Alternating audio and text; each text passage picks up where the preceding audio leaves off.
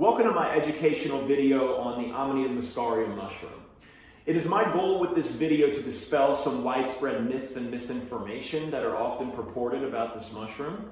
I have done quite a bit of research into this mushroom myself, which I'm going to present you with here in just a moment. And I also have quite a bit of user experience.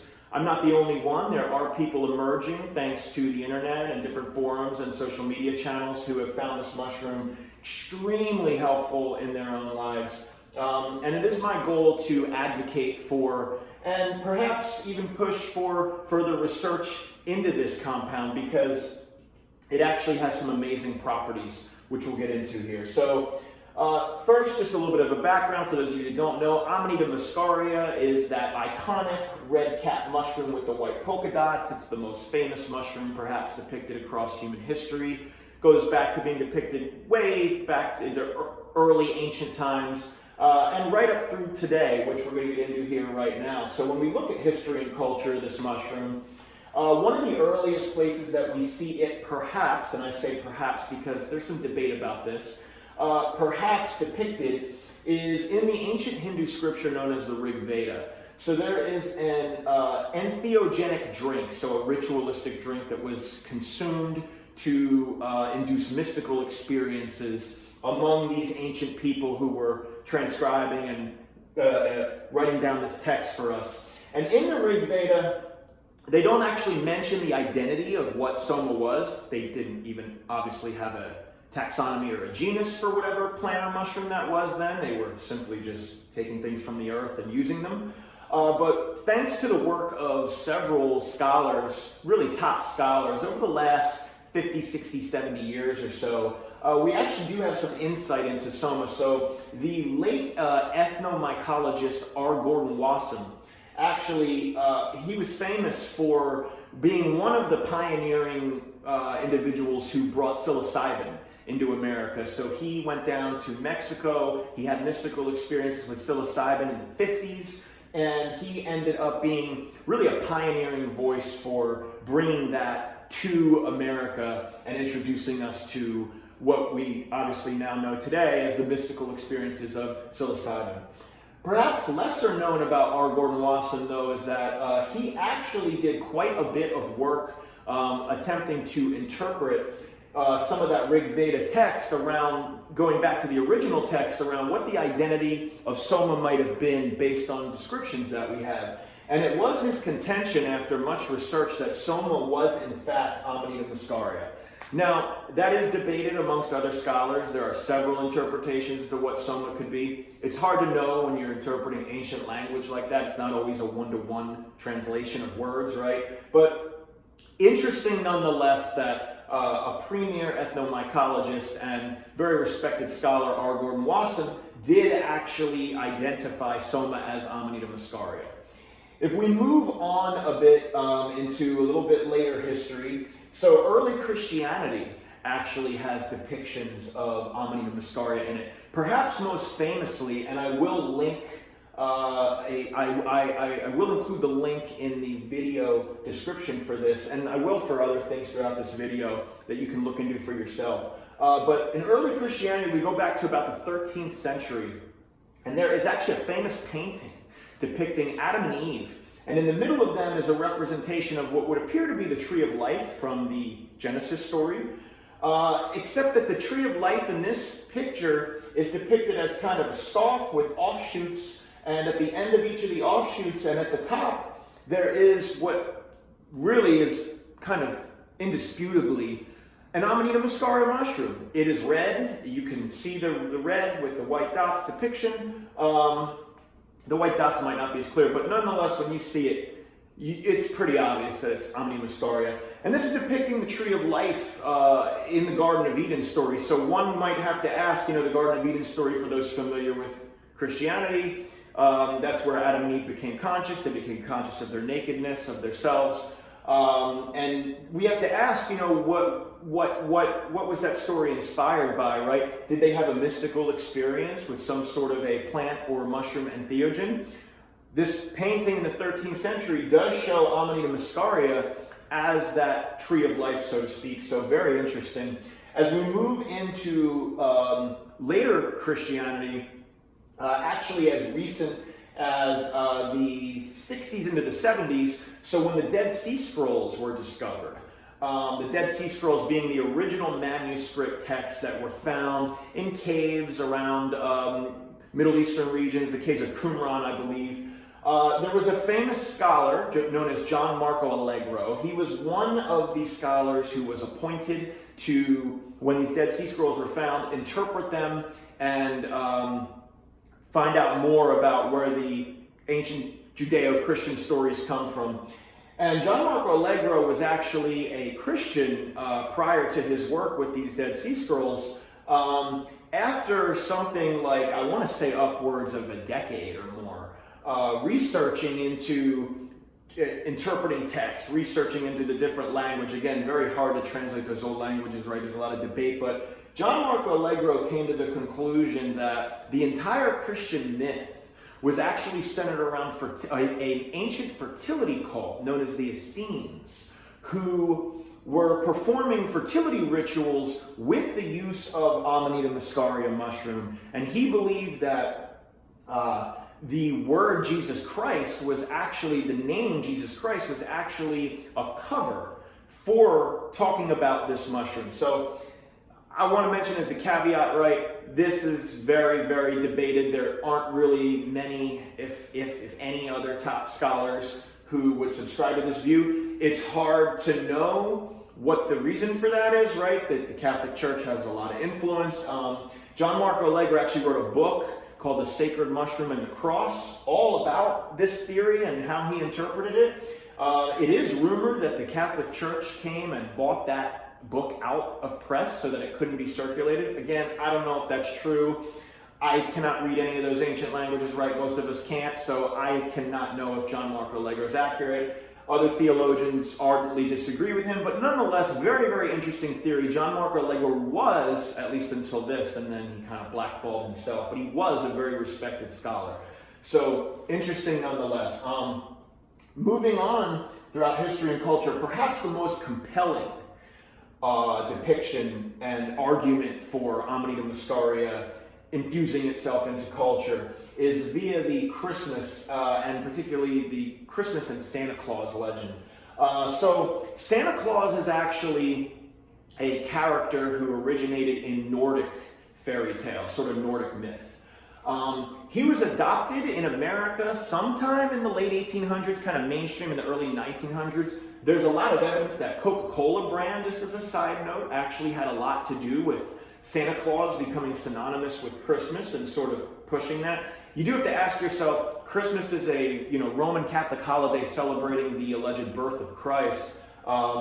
Where did we get a mythical character named Santa Claus who comes down chimneys and brings presents?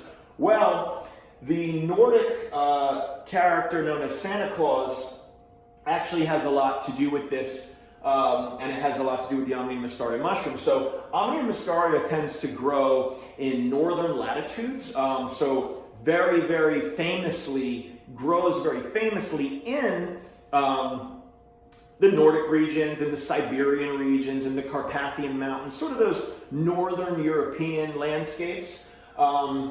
Really associated with cold weather. It actually fruits and is harvested in the fall and the winter in most places. So when we look at the Santa Claus and the Christmas legend, what's very fascinating is if you go to the Siberian and the Nordic regions, it's well known that a lot of the more ancient groups did used to ritualistically consume this mushroom. That is known for sure. And somehow these ancient cultures figured out that, so we're going to get into the pharmacology here on Amanita Muscaria in just a minute, but there are basically two chemicals. I'm going to give you a preview for the sake of what we're talking about. So there's mucimol, which is widely regarded as what's responsible for the sort of psychedelic mystical effect of Amanita Muscaria, and there's ibotenic acid, which is kind of known as a neurotoxin. We'll discuss that more, but kind of known as the thing that does make you sick. You do tend to get sick, perhaps some people very sick, when they ingest high doses of Amanita Muscaria.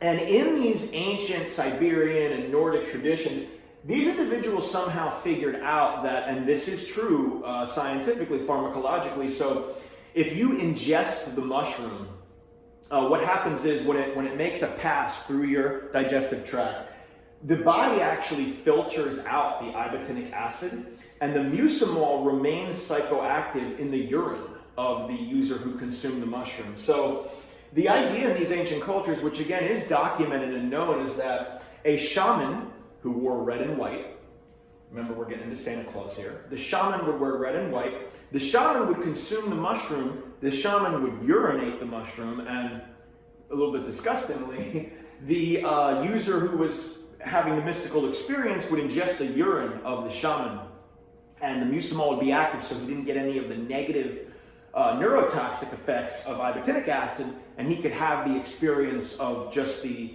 psychedelic mucimol trip.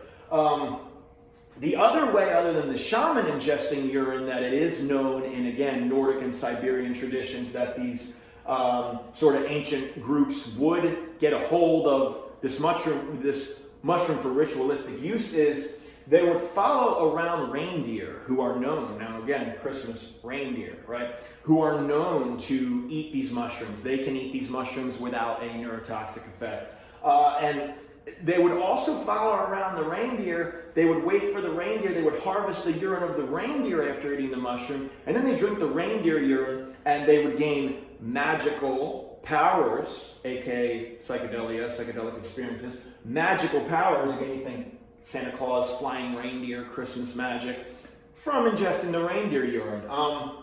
As if that's not compelling enough, shaman wearing red and white, magical reindeer who could eat the mushroom. When they would pick and harvest these mushrooms for ritualistic use, it is said that they would dry the mushrooms, which, by the way, these mushrooms have what's called a mycorrhizal relationship to the primarily pine trees, spruce trees, but some other species of trees. They have a mycorrhizal relationship, meaning they can only grow on these pine and spruce trees and different trees that they grow on. So again, pine tree, Christmas tree, when they would pick them to harvest them for ceremonial use, they would actually dry the mushrooms on either the branches of those trees or in socks hanging above their fireplaces. So very, very, very interesting. And then a couple other points is that the shaman would often enter the huts that the individuals would be ingesting the mushrooms for ceremonial use in via the chimney. This is because oftentimes the snow would pile up too high outside the doors, so people would literally be snowed into their huts, and they would be ingesting these mushrooms ritualistically, and the shaman would come down in red and white for ceremonial use through the chimney of these huts that they were using fire to keep themselves warm. So very, very interesting. Last point about Christmas and the Christmas story is that in these Nordic and Siberian ancient cultures, the ritualistic use would go on around the winter solstice, so December 21st. Presumably that would take place for the days and weeks following. They had harvested enough mushrooms, they would ceremonially use them for right through what we now know as Christmas. So very, very interesting tie-ins here to the Christmas and the Santa Claus story. Last place we see, before we get to the last place, actually not included here, but I also want to mention the ancient Vikings actually were known for, again, documented eating Amanita Muscaria. And when you eat Amanita Muscaria, and the dosages can vary from low to moderate, sometimes high doses, there is at least in the beginning, we'll talk about this pharmacologically in a moment, there is at least an increased sort of vigor or strength or energy that one can gain. So it is said that the Vikings would ingest Amanita Muscaria before they went on their rampages. A little bit scary, but true. Last place through modern culture that we do see Amanita Muscaria, everybody knows the Super Mario Brothers franchise. It is the power-up mushroom. Power up, why, right? Power up, what are they saying? Power-up mushroom in the Super Mario's game. You could argue that whole game is based around that mushroom. Toad is depicted as an Amanita Muscaria mushroom, literally. He's the wise teacher.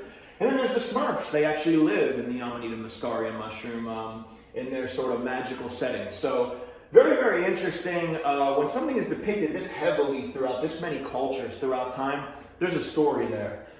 So as we move on into part 2 here, so we have the pharmacology of the Amanita Muscaria mushroom, and this is where I nerd out, and I've done quite a bit of research. I love pharmacology. So there are 2 primary active ingredients, so to speak, active chemicals that are responsible for the psychological and nervous system effects of Amanita muscaria. So the first is mucimol. So mucimol is actually a GABA-A agonist. Now, GABA-A is think of, for those of you that don't know, you have 2 systems in your body. This is a very crude analogy, but you have the glutamate system, which you could think of as the gas. It's the excitatory system throughout the brain and the nervous system.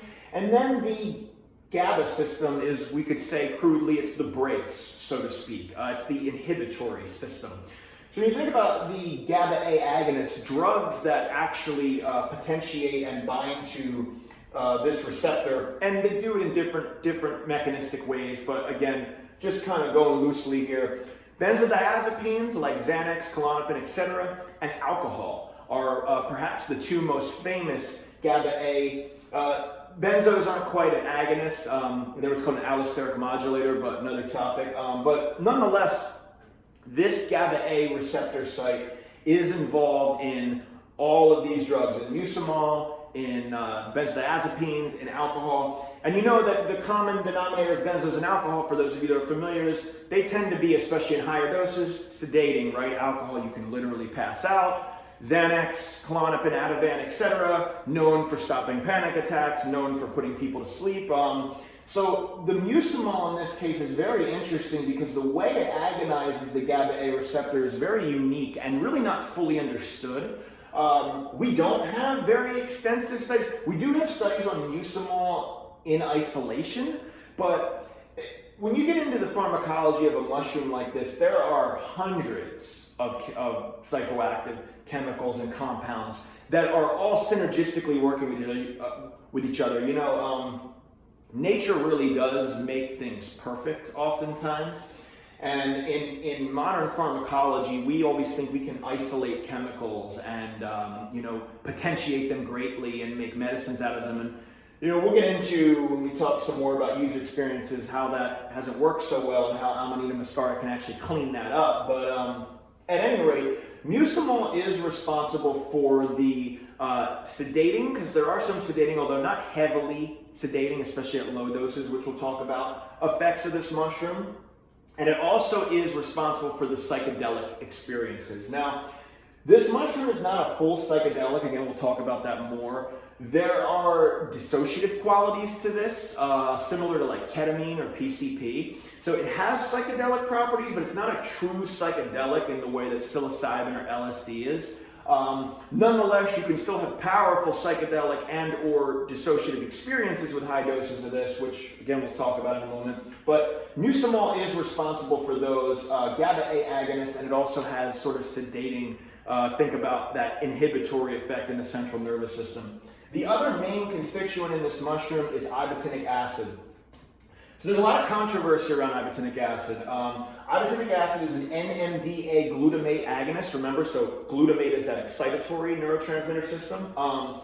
And the controversy around ibotenic acid exists around its potentially neurotoxic effects. So that sounds like a very scary word, sounds like a dirty word, right? It's a bit complicated. So ibotenic acid is a chemical in this mushroom that does induce, when this mushroom is taken at high doses, it does induce very often vomiting, nausea. This can occur quite heavily. People who've taken heavy doses of psilocybin might know there is often some nausea, maybe even some vomiting associated with it, but I would say that the ibotenic acid in Amanita muscaria potentiates that much more. The vomiting can be quite violent, quite dramatic at high doses.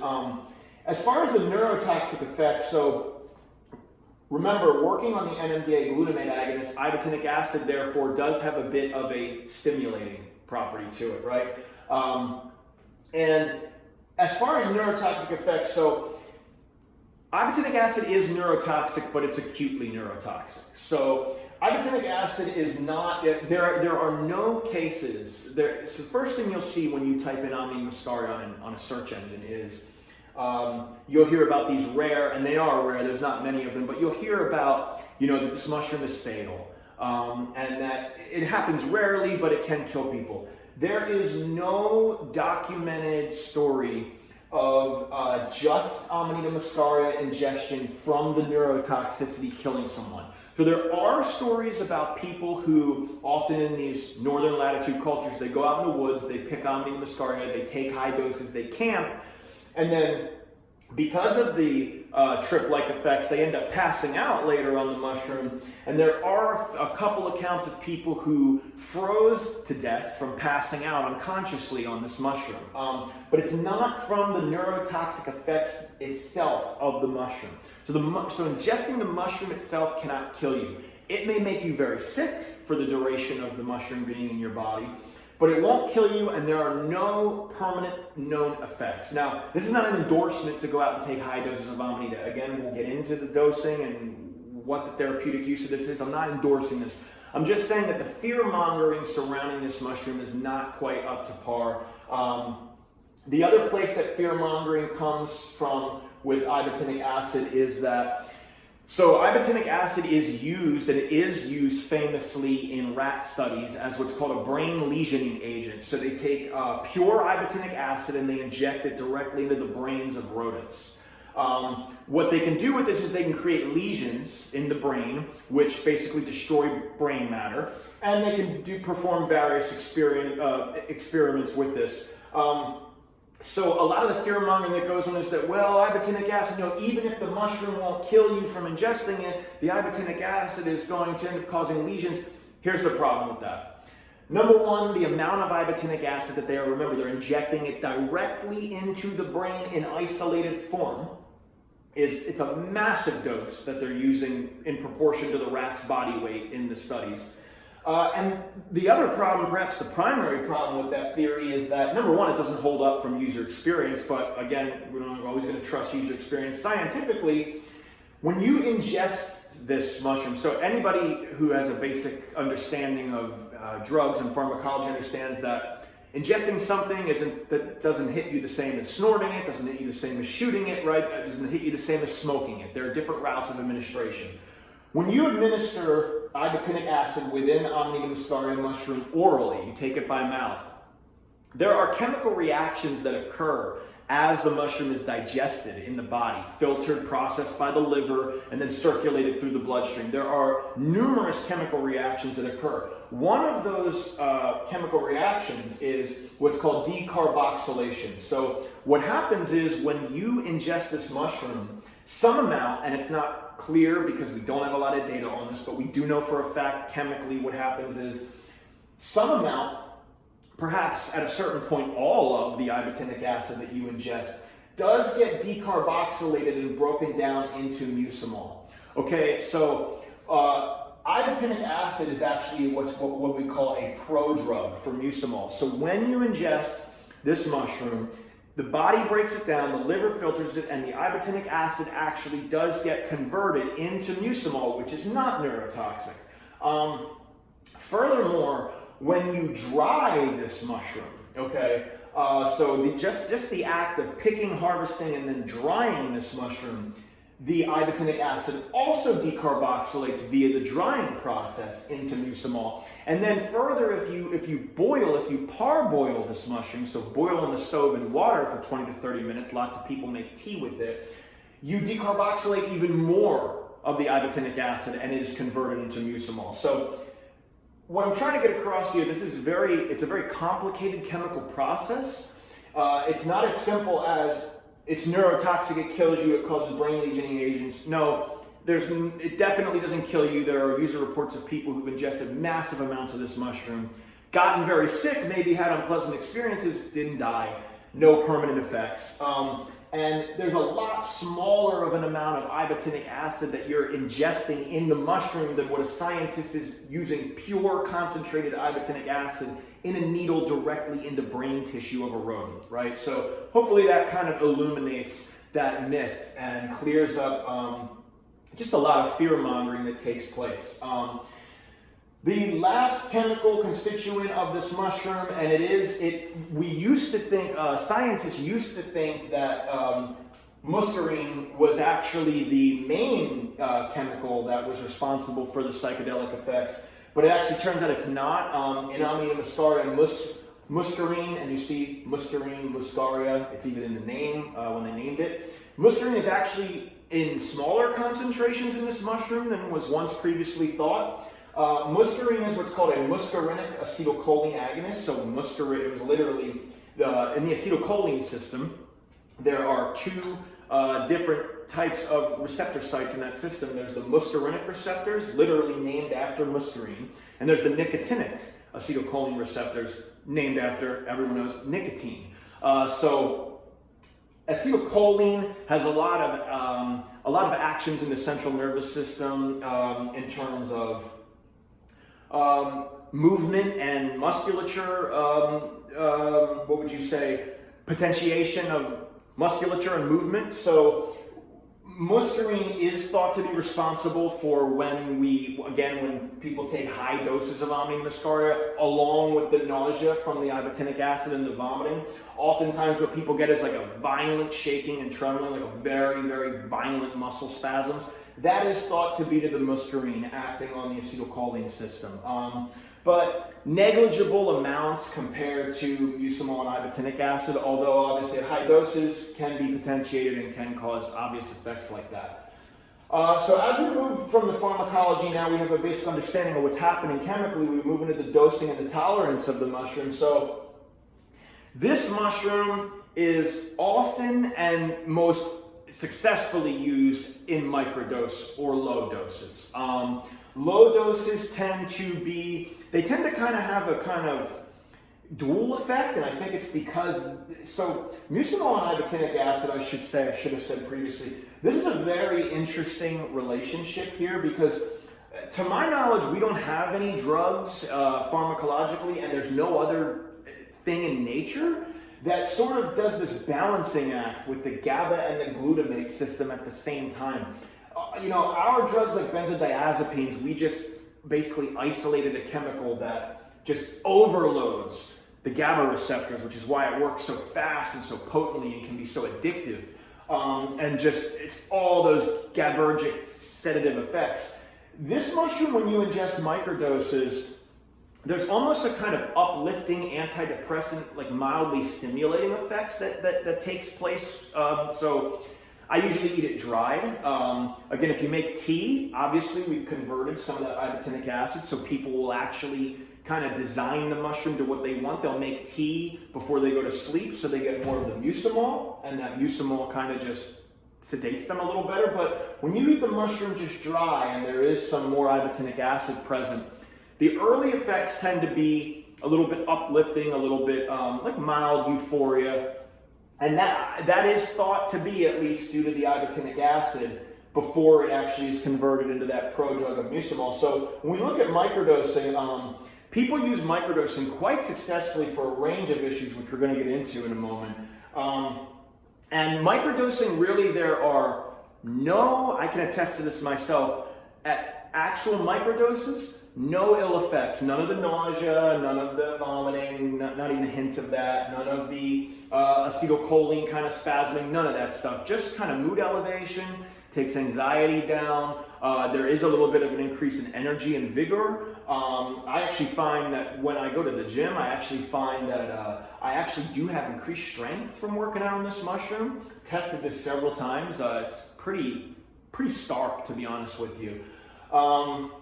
That microdosing range is most often, so again, this is subjective because it's just going to be subjective. People have different responses to different substances, but generally we consider that microdosing range 0.2 to 2 grams. Now, I would say that for most people, 2 grams is probably a little beyond a microdose. Some people might have better tolerance, so that's where that comes from. The sweet spot for most people for a microdose is going to be about 0.5 to a gram. At least for myself, that range is definitely the sweet spot. I get microdosing effects, but like those of you who may have microdosed psilocybin or LSD, there is a shift in perceptive, but you're not tripping, you're not seeing colors, you're not out of control, you're very functional. You're just actually have some enhanced cognition, enhanced mood, it just kind of enhanced energy and vitality. And I do experience that in the 0.5 to 1 gram range.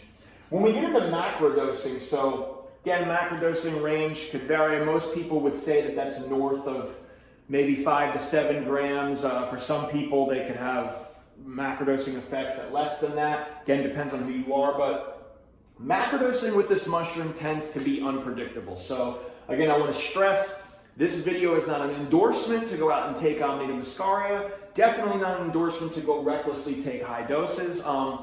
The full-blown experience can be extremely unpleasant.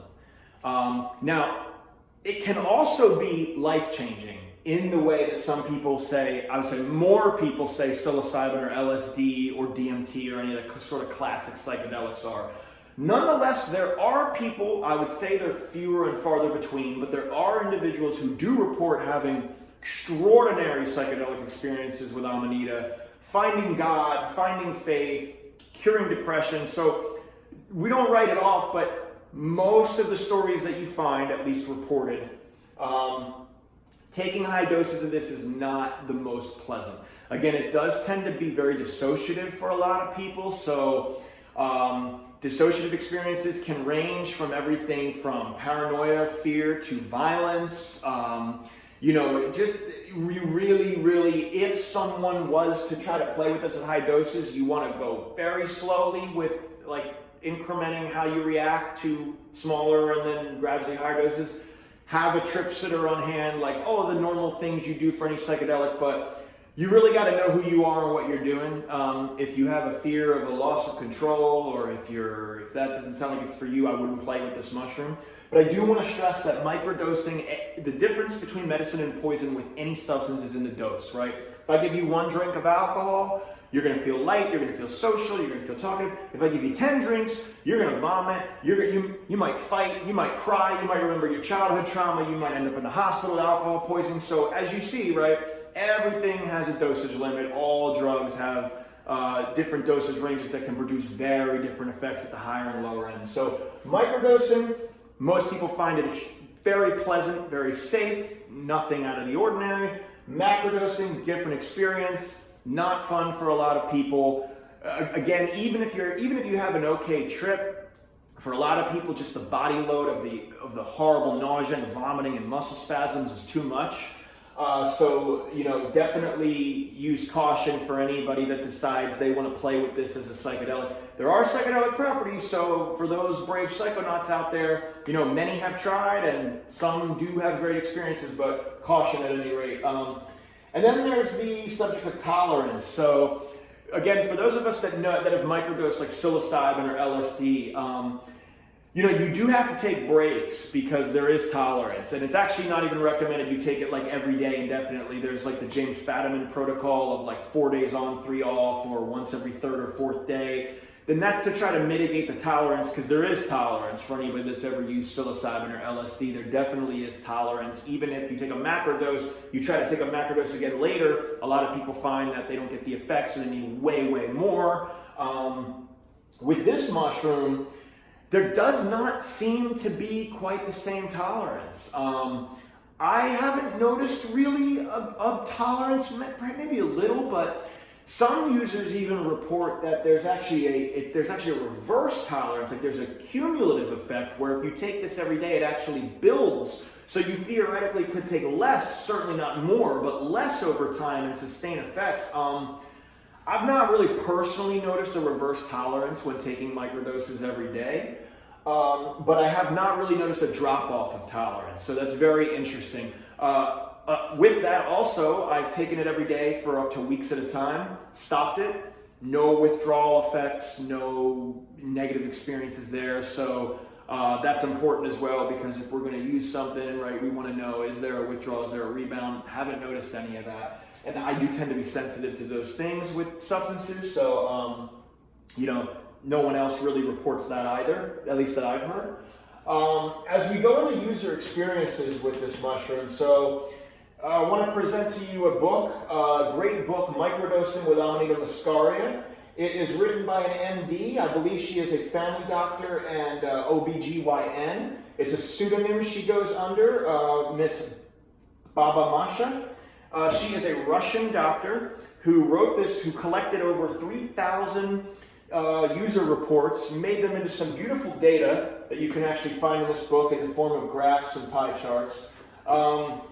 Now again, these aren't double-blind placebo studies, right? These aren't gold standard studies.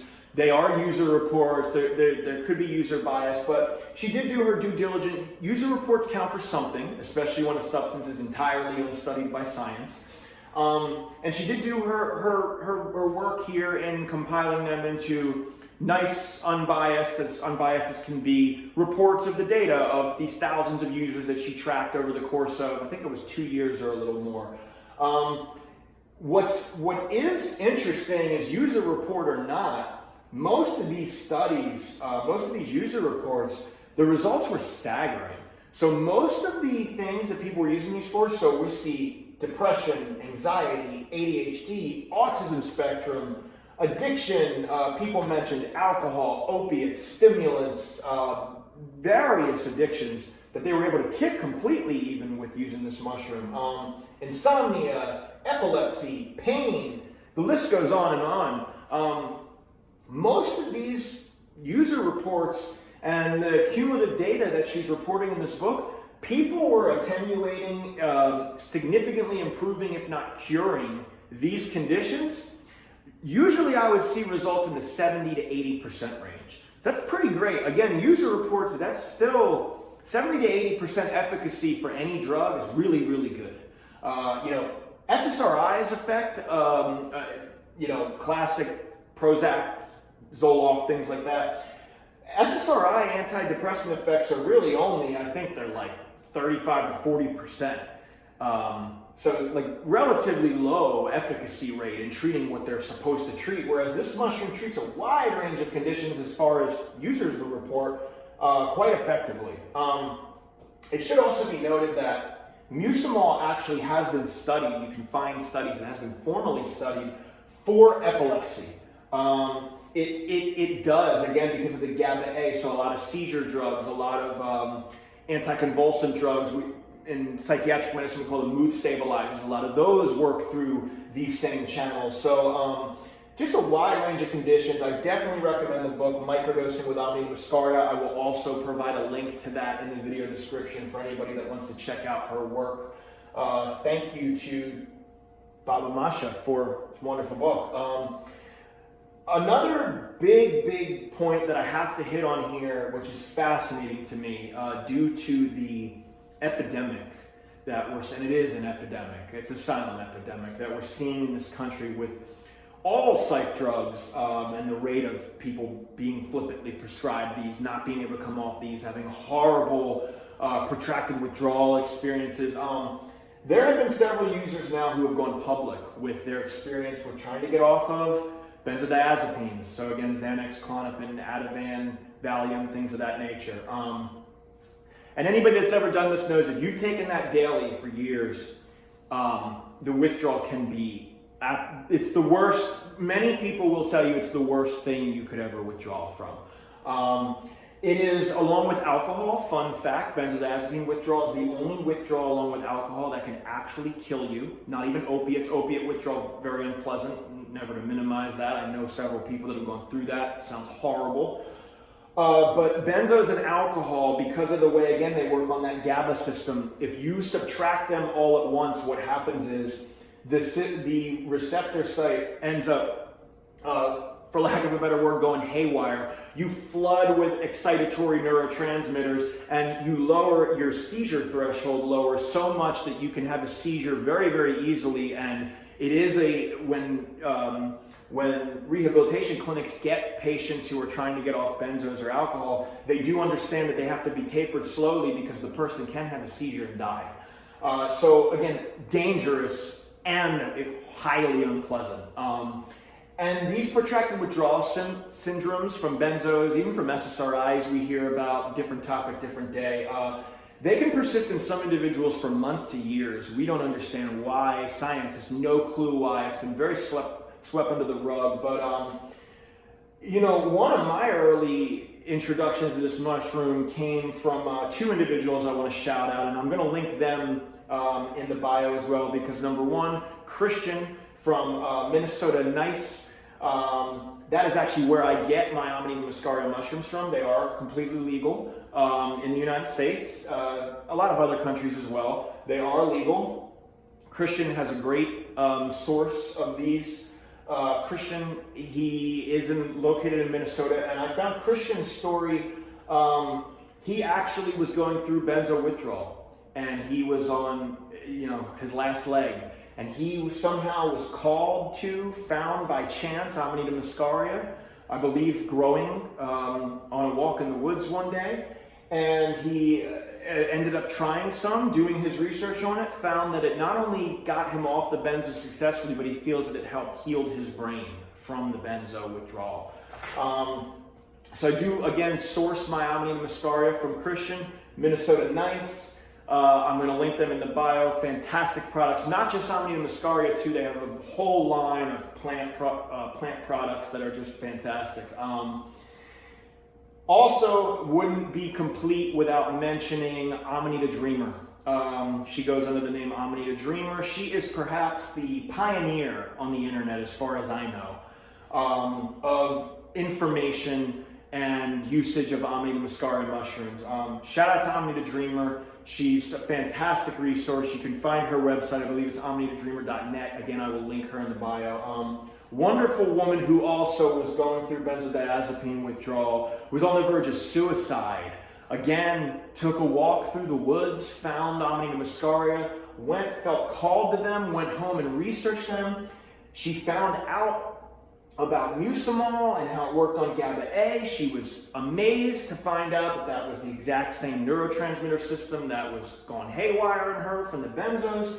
She also found out, she alleges, I've not seen this personally, but she does actually discuss how mucimol was mucimol was discovered a long time ago in like the 60s, I believe, and mucimol was actually pivotal in the formulation of the benzodiazepine drugs. So she ended up ingesting Amanita. She, I believe, took macrodose and then microdose. Again, same experience as Christian. Got her off benzos with time, and she felt that it was instrumental in rewiring her brain from being on the drug for years. She had gone through like 4 or 5 attempts to get off Klonopin, I believe it was, and was literally, I mean, on the verge of suicide. And her story is incredible. Her research is incredible. She's actually a scientist, so shout out to Amanita Dreamer for literally pioneering this space. Wouldn't be here without you. Last kind of category to get into here is the spiritual perspective. So I want to note that traditionally, I'm not the most spiritual person. I tend to be kind of a more hardened scientist about things. In recent years, I have tried to get more into spirituality. I think there's certainly merit in that, in whatever form appeals to someone. I do want to mention it though, because I do believe, in my experiences with psychedelics, are kind of what kind of set me off on exploring spirituality. I do believe that when you're discussing these psychedelics, these ancient entheogens, there is a spiritual undertone that has to be discussed. And anybody that's had these experiences knows that. You know what I'm talking about. And what I find so fascinating with the spiritual perspective of this mushroom, so first of all, this mushroom, again, microdosing this mushroom, and we're talking about microdosing here, is very grounding. So very anxiety reducing, sort of earthing kind of experience. Versus when a lot of people microdose, or macrodose in this case, but microdose even psilocybin or LSD, they find it very expansive. For some people, that's incredibly helpful for creativity. For some people, that's anxiety provoking. The same individuals that tend to have anxiety from the kind of expansive effects of psilocybin find Amanita Muscaria to be quite grounding in the micro and the low dose range, which they find incredibly helpful, as opposed to maybe some of these same individuals don't tolerate psilocybin as well. So And when we actually look so spiritually, when we look into the chakras, which again, I don't have an in-depth knowledge. I've never studied. I've never really worked with chakras. I don't want to discount them because I think it's a beautiful interpretation of what ancient humans did identify as sort of energy centers in the body. I think there's absolutely experiential merit to that. So in the spirit of being open-minded, I found an individual, unnamed individual in a Reddit thread, I believe, when I was doing just mountains of research on this mushroom. And they were talking about how Amanita microdosing tends to be grounding as opposed to psilocybin, and they actually likened that to the chakra colors, which is quite fascinating and quite interesting. So the expansive or heady qualities that classic psychedelics like psilocybin give you. When you look at psilocybin mushrooms, right? Anybody that's familiar with them, picked them, dealt with them, knows that when you handle them, they bruise blue and purple. And they tend to be, again, very expansive. So when we actually look at the chakras, we have the throat, the third eye, and the crown chakra. And these chakras are color coordinated. The colors of these chakras in order are blue, indigo, and purple. So again, mind expansive, bruise, blue, indigo, and purple, chakras, blue, indigo, and purple. Very, very interesting. As if that's not enough, we then look at Amanita and its correlation. So again, grounding, right? When we look at the solar plexus and then down at the root and the sacral chakras, we see the colors yellow, orange, and red. Amanita species, Amanita muscaria grows red, and then there are other Amanita species that do grow orange and yellow. And again, grounding, right? Sacral, root, and solar plexus are your more grounding body, non-heady chakras. So very, very interesting spiritual correlation there. I think it accounts for something. I do. I think we need to always pursue the kind of raw, hard science, but I think merging that with spirituality whenever possible. Science can't answer all our questions. Anybody that's ever been through some shit in their lives knows that. So very interesting. Last part of the spiritual perspective, I did mention this earlier, but this mushroom it cannot be grown. You cannot source the spores of this mushroom. You can't grow it indoors. You can grow psilocybin indoors. You can grow various types of mushrooms indoors. You cannot grow Amanita muscaria. It does have what's called a mycorrhizal relationship with the trees, with the pine, with the spruce, etc., trees that it grows on. It is only found in relation to these trees in nature. Mycorrhizal just meaning symbiotic. So again, I consider that spiritual because it just shows you look at the pharmacology of this mushroom, you look at how it's getting people off benzos and a host of these issues due to this very unique pharmacology. We've tried to isolate these chemicals, it doesn't work. Nature is perfect in a sense. This mushroom is grown perfectly. I think that's enough evidence for some sort of a spiritual plane. Just looking at the beautiful mycorrhizal relationship. So this has been my presentation on Amanita muscaria. I hope you learned something. I hope this can help someone. If you are experiencing any of the host of these issues, microdosing this mushroom can absolutely be a game changer for some. Please like, comment. If you enjoyed this material, if you have any questions, I will be active in the comment section. If you enjoy this channel, I'm going to be bringing you much more health and fitness. My background is in fitness, but health and fitness related topics. And I hope to see you guys in the next video.